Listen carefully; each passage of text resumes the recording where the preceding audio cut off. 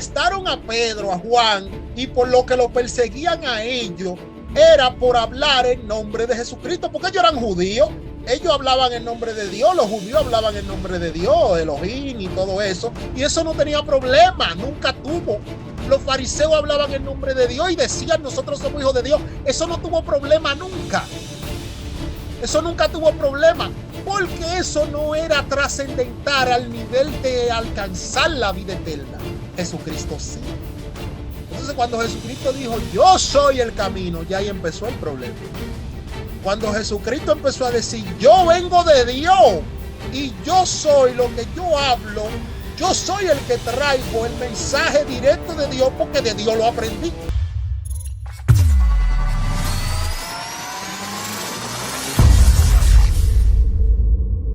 El avivamiento de Azusa comenzó como entre el 1906, por ahí, 1906, 1905, por ahí más o menos. Okay. Más o menos entre esos años, en lo primero 1900. Le decía que cuando ustedes tengan chance, en YouTube hay un documental que habla del avivamiento de Azusa. Eso es Azusa Street. Eso es una calle que está en Los Ángeles, Azusa Street. Y el detalle fue que en esa calle, entre los primeros años de 1900, eso duró hasta 1920 y pico, por ahí, 1900, casi 1930, por ahí más o menos, duró el periodo de ese avivamiento. Después de el Pentecostés, han habido mucho avivamiento en muchísimas partes del mundo. En Inglaterra, aquí mismo en Estados Unidos han habido avivamiento. Aquí en Pensacola hubo un avivamiento terrible. En muchísimas partes del mundo, en distintas épocas, han habido avivamiento. Y digo avivamiento y no es que han sido avivamientos simple y llanamente porque en ese momento, en ese lugar, el Espíritu Santo empezó a moverse. No. Todo esos avivamientos fueron provocados por gente que empezaron a leer la Biblia, empezaron a practicar lo que decía la Biblia y lograron que eso se desatara. En Azusa Street pasó eso. Aunque yo le digo, busquen el documental, es largo, el avivamiento de Azusa, Azusa Revival, en inglés también aparece.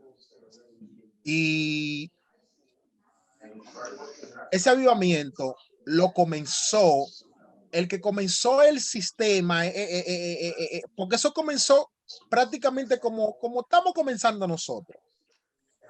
Era un negro americano, hijo de negros esclavos para esa época. Se llamaba, era apellido Simon, el tipo. Ese tipo, él era de la iglesia, creo que era de la iglesia bautista, me parece que era. Pero él, como le pasa a todo el mundo, empezó a leer la Biblia y empezó a darse cuenta que había un bautismo del Espíritu Santo.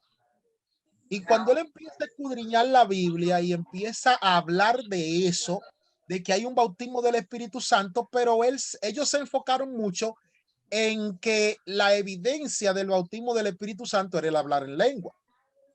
Incluso hay mucha gente, unos cuantos satánicos que andan por ahí, que dicen que son cristianos, pero en realidad son unos satánicos, que quieren decir que la iglesia pentecostal viene del avivamiento de Azusa, que eso es de ahí, que todo ese sistema de los pentecostales viene de ahí, pero en realidad no.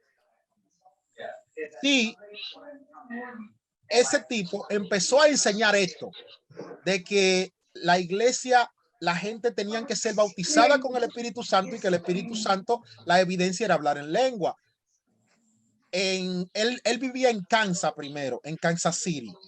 En Kansas no aceptaron eso en la iglesia que él estaba y lo votaron de la iglesia.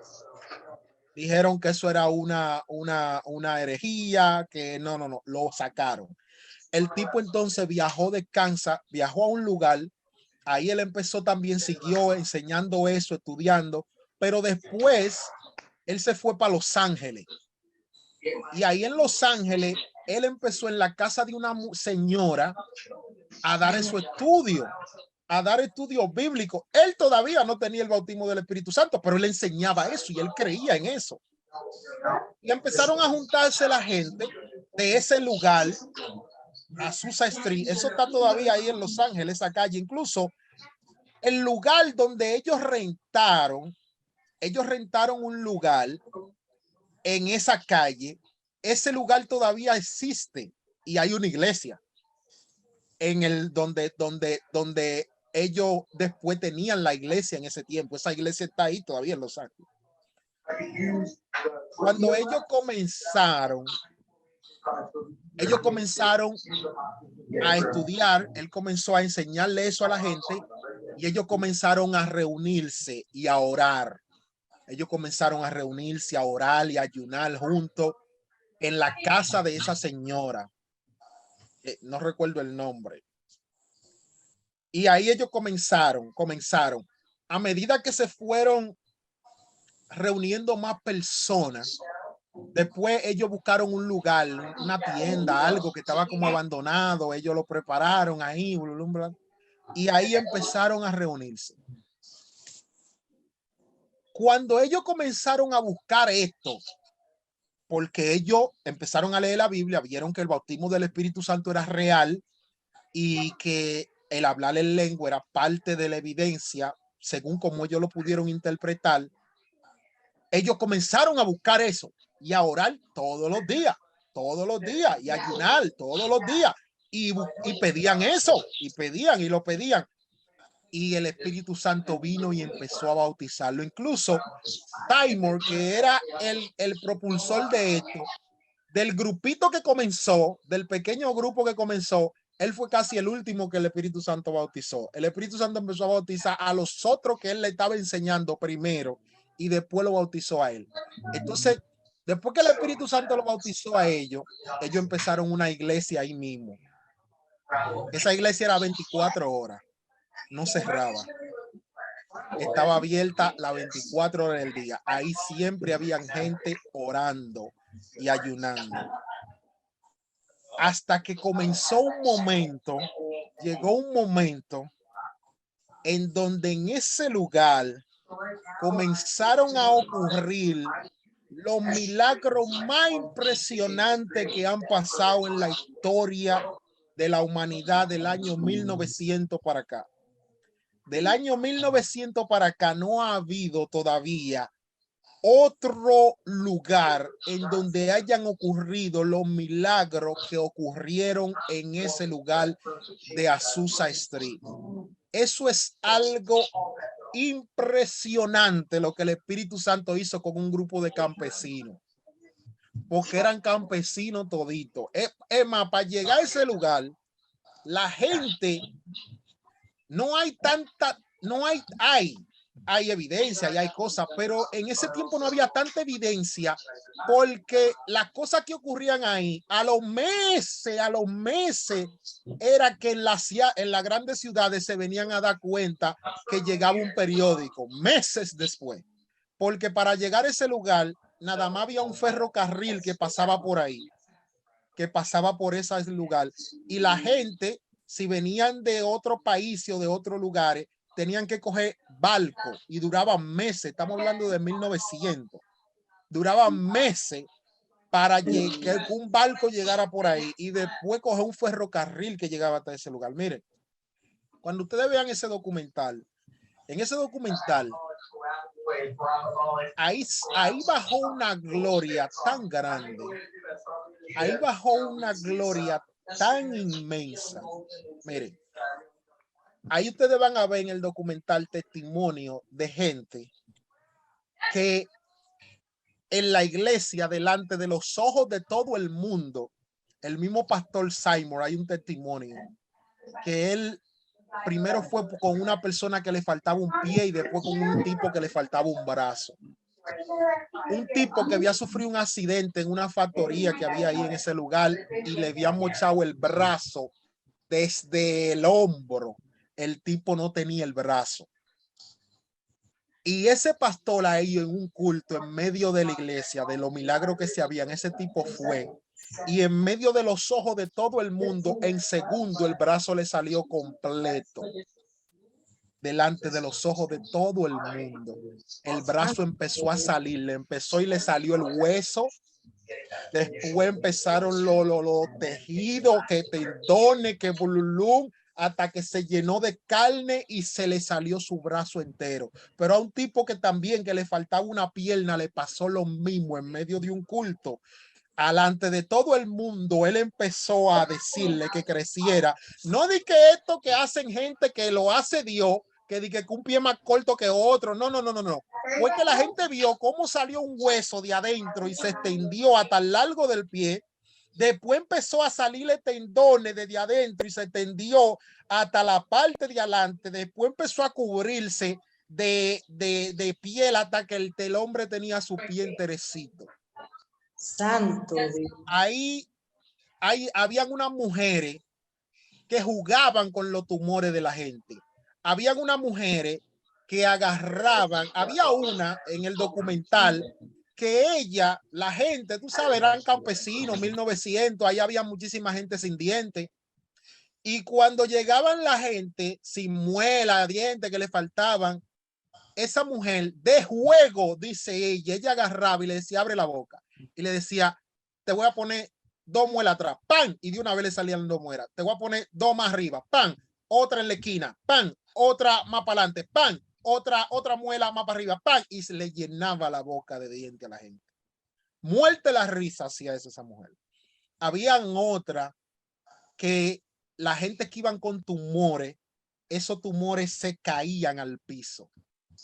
Es más, ahí había una gloria tan grande en ese lugar que dicen que muchas veces los vecinos llamaban a los bomberos. Los bomberos fueron muchas veces al lugar porque los vecinos pensaban que eso se estaba quemando porque ellos veían fuego que salía del lugar por el techo y había otro fuego como que venía desde abajo y ellos veían esa columna de fuego y llamaban a los bomberos. Y cuando los bomberos llegaban, ahí no se estaba quemando nada. Pero no una vez, eso era cada rato. Hubo un día que hubo un niño, porque ahí iban niños, la gente iban con todos sus hijos y cosas, y dice que ese lugar se llenaba de un humo entero, que los niños se pasaban todo lo oculto jugando al escondido en el humo. Los niños en el piso, porque el piso estaba lleno de humo y ellos se pasaban el día entero jugando al escondido. Hubo un niño de eso que tenía como 12 años que se pasaba ahí jugando. Que un día entró un borracho que estaba ciego. El borracho no veía. Pero el asunto de ese avivamiento era tan grande que alguien le dijo a él, mira, vete a tal lugar porque ahí... Un segundito. Ministro. Ministro, ministro. Ministro, yo estoy aquí en los punta. ¿Cómo terminará yo otro nivel, ministro? Ministro, yo estoy en un Zoom aquí ministrando porque es una cosa grande, ministro. Yo no sé, si usted quiere entrar, yo le mando el link. O si no hablamos ahorita. Como que se descarga. Está bien. Pues bien. El niño agarró, cuando llegó el borracho, dice que el niño estaba en la puerta. Y el borracho entró. Y cuando el borracho entró, el borracho está preguntando por la iglesia, porque no ve, él está borracho, pero es ciego también. Y el niño le dice que él busca, que es lo que él quiere. Y entonces el tipo le dice, no, que a mí me dijeron que aquí hay una iglesia, que la gente se sanan, que qué sé yo qué, y yo quiero que me digan dónde que tapa, que oren por mí, que yo no veo. Y entonces el niño le dijo, tú viniste nada más para que oren por ti, para que te sane. Sí, sí. Y el niño le dijo, ven, yo voy a orar por ti. Y le puso la mano. Y el niño le dijo, recibe la vista, jugando, porque él ve que eso es lo que están haciendo ahí en los papás y todo el mundo. Y ese niño lo que viviera jugando ahí con los otros. Y el niño le puso la mano y le dijo, mira, que reciba la vista. Y el ciego al instante quedó sano. Un niño. O sea, ahí había un avivamiento tan grande que eso fue fenomenal. Ahora, ¿por qué le hago todo ese recuento a Alessandra, que me hizo la pregunta de la evidencia? Mira, la Biblia de manera explícita no dice por ningún lado que la evidencia del bautismo del Espíritu Santo es el hablar en lengua. Ahora bien, Dios es bueno. Dios es bueno y al final del día, Dios lo que quiere es que la vida de nosotros en lo que tiene que ver hasta con las mismas cosas espirituales no sea tan complicada, aunque parezca a veces para mucha gente complicada, pero Dios no quiere que sea complicada. Lo que pasa es que hay cosas que uno tiene que hacer que si uno no las hace, no hay forma de que Dios pueda hacer que eso sea más sencillo. Verdaderamente, para tú recibir el bautismo del Espíritu Santo, vuelvo y te repito, la Biblia explícitamente no dice que tú tienes que hablar en lengua. Pero, el Espíritu Santo ha permitido eso porque eso ha sido una señal que le ha confirmado a mucha gente que verdaderamente esa persona recibió el bautismo del Espíritu Santo. Yo no sé si tú me entiendes. Es algo que no necesariamente tiene que ser así, pero el Espíritu Santo permite que sea así para que tú mismo sepas lo que tú estás recibiendo. ¿Por qué? Porque hay toque del Espíritu Santo. En un momento, el Espíritu Santo puede tocarte, hasta para sanarte, hasta para hacer cualquier cosa, y te puede estremecer. Y tú puedes pensar que recibiste el bautismo del Espíritu Santo, y tú no fuiste bautizado con el Espíritu Santo, sino que tú recibiste un toque, recibiste un impacto de poder o de virtud, de lo que sea, como le pasó a la mujer del flujo de sangre. Ella tocó el borde del manto de Jesús y ella sintió, ella misma dijo, yo sentí al instante que fui sanada, ella sintió un poder y Jesucristo mismo dijo, yo sentí que poder salió de mí cuando alguien me tocó con fe y eso activó el poder que hay en mí y salió. Pero esa mujer no fue bautizada con el Espíritu Santo, pero ella sintió ese poder. Entonces, hay cosas que pueden pasar en la vida de la gente en un momento, en una iglesia, en cualquier lugar, que puede sentir ese toque del Espíritu Santo que no es el bautismo del Espíritu Santo y la gente se puede confundir.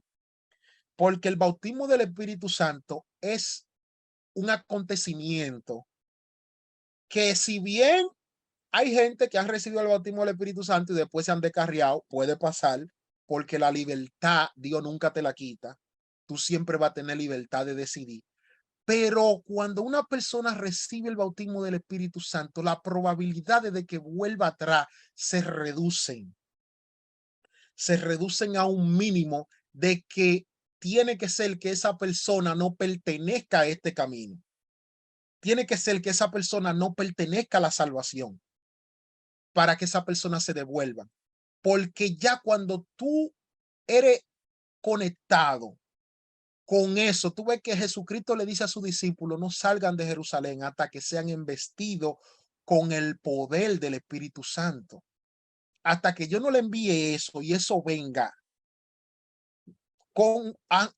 ante usted y eso lo bautice y lo envista y eso lo llene y se meta dentro de ustedes para siempre, no se muevan, porque eso es necesario para ustedes poder perseverar en este evangelio. Por eso es difícil para una persona durar mucho tiempo en el evangelio y no recibir el bautismo del Espíritu Santo, se le hace, es más difícil su camino en el evangelio, se hace más difícil. No es que los que tienen el bautismo del Espíritu Santo no tienen problemas, miles y ataques quizás hasta mayores, porque se supone que tú vas avanzando, pero el mismo Jesucristo describió al Espíritu Santo como una ayuda perfecta, ¿me entiendes? Entonces, sin recibir el bautismo del Espíritu Santo es difícil caminar este camino.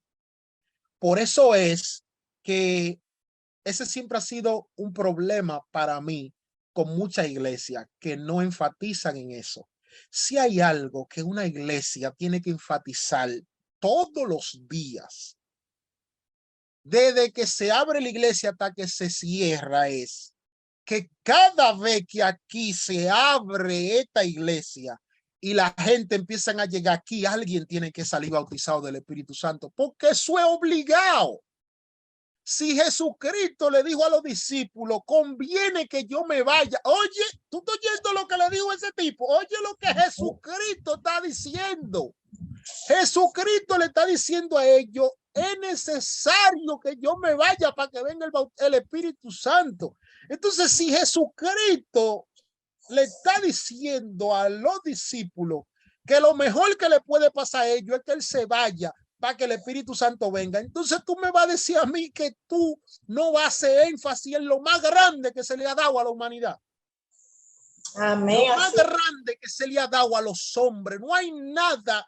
Mira, ustedes puedan pensar lo que ustedes quieran y crean que es grande. No hay nada más grande en este universo y en todo lo que tiene que ver con la creación, el pensamiento, lo que sea que ustedes analicen, que se haya hecho por los hombres insignificantes, que no haya sido darle el Espíritu Santo de Dios. Eso no tiene comparación humana, no hay nada, ni debajo, ni en lo oculto, ni en lo espiritual, ni en lo físico, no hay nada más grande que eso. Nada, absolutamente nada. ¿Por qué? Sencillo. Primero, el Espíritu Santo de Dios, para yo ponérselo de esta manera a ustedes, el Espíritu Santo de Dios es Dios. El Espíritu Santo de Dios es Dios.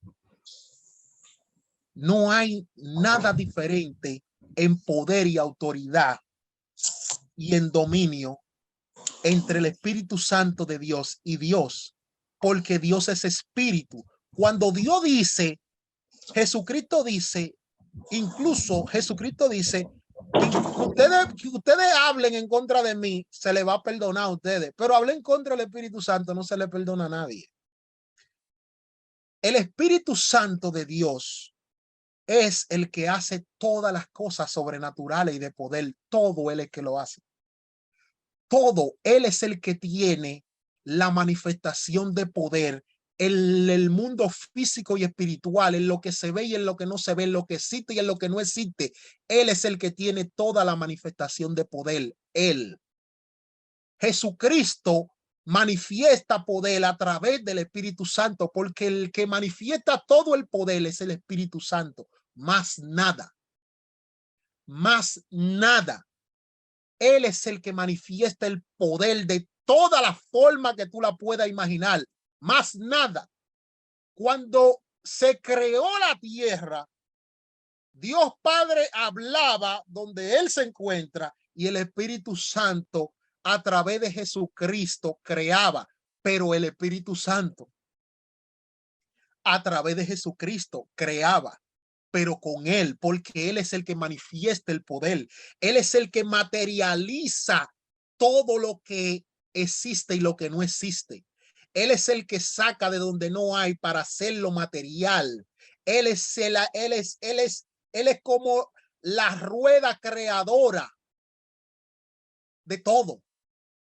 Entonces, a ti te están diciendo, lo que creó los cielos y la tierra, yo te lo voy a dar dentro de ti para que él haga contigo.